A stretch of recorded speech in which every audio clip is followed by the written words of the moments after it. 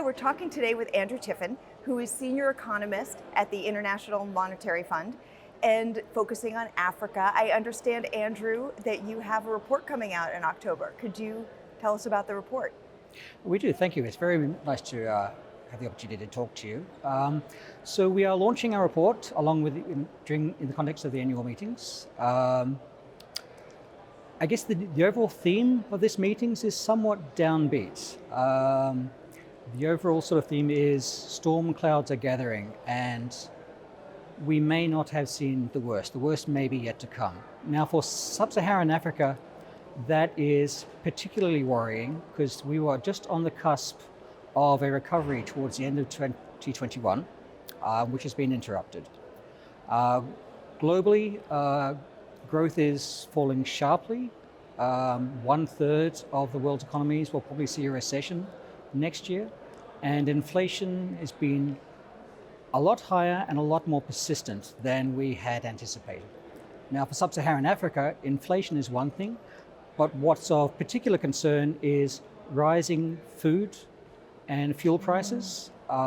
They make up 50% of the region's consumption basket, and they are essential. So these are things that can have a direct impact on the lives of so many of the people in our region, and this is perhaps one of the key concerns that we have right now. So we also, at Eurasia Group, we did a report also on this food security, and in your report I was interested to see that you have 124 million people, 123 million people that are currently experiencing acute food insecurity, and when we took a forward look to that, we saw that this is going to expand, likely to expand, given a lot of different parameters. And I'm curious to know how you see this playing out and any potential policy solutions you might see toward this food security. Again, yes, we do. Our numbers right now show 123 million people acutely food insecure in the region. That's 12% of the region's population. And our understanding is that that's actually 1/3 of that has been just in the past 2 years in the context of the pandemic. And you're right, so the environment is very uncertain and fairly downbeat, so we expect that to continue into the future. Now, in terms of policy responses, one of the key messages from our report is that tackling food security is priority number one. With 123 million people acutely at risk, rising food and fuel prices have a very direct impact and actually put lives at risk in a way that few other shocks can. So tackling that is clearly a priority, number one. In terms of what has been happening, our usual standard advice that you see in economics is to let international prices pass through into the local economy and then expand your social safety nets to help protect the people who are most vulnerable. For a large number of countries in our region, that's simply not viable, at least not in the short term. Often they don't have the capacity to expand the social safety net at a scale and at a pace that would actually meet those needs. So a lot of countries have introduced emergency measures in terms of price caps, subsidies, tax rebates, and a whole bunch of other measures to try and dampen the shock, the size of the shock of the economy. So our advice is that, yes, this is a key priority. Protecting the most vulnerable is job number one. But some of these measures, over time, tend to be poorly targeted and can be quite expensive, especially on fuel subsidies. So our advice is to maybe scale back some of those subsidies, be very careful on food subsidies, but on fuel, again, because these tend to be very expensive, look for ways perhaps of targeting those measures to make sure that resources get to those who need them most.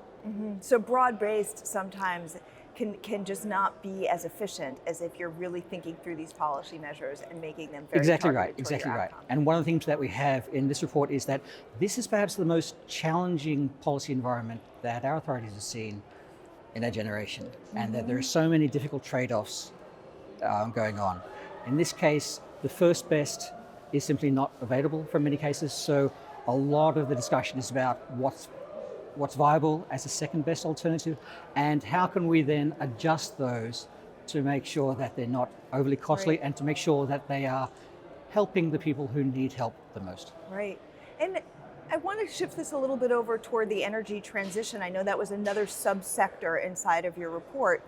And and the energy transition is happening globally, and it looks different in every country. And I'm wondering if you can give, I know that every country inside of Sub-Saharan Africa is different, Yeah. but if you could kind of give a broad brush about some of the trends that are happening on the energy transition in Sub-Saharan Africa and what we might look for.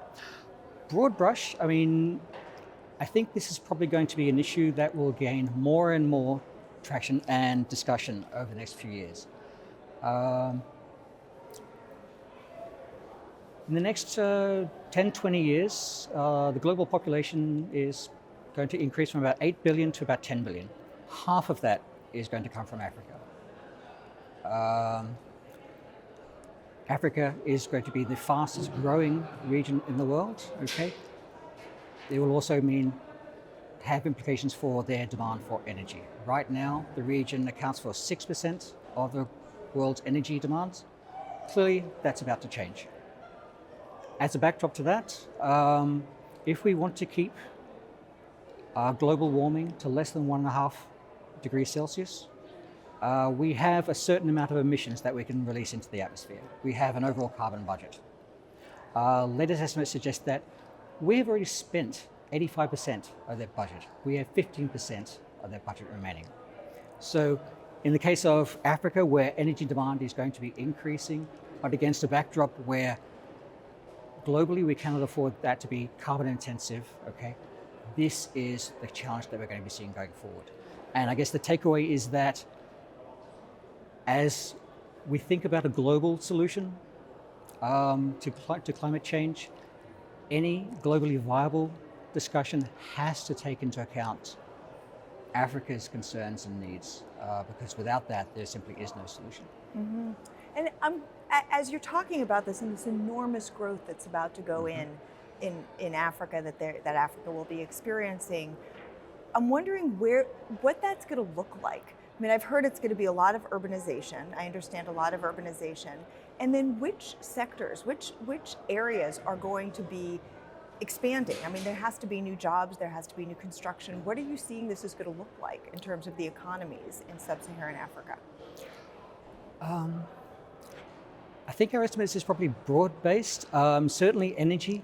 It is, I mean, right now, only half of the region has access to reliable sources of energy. New energy sources, new energy developments will be a part of the region's growth.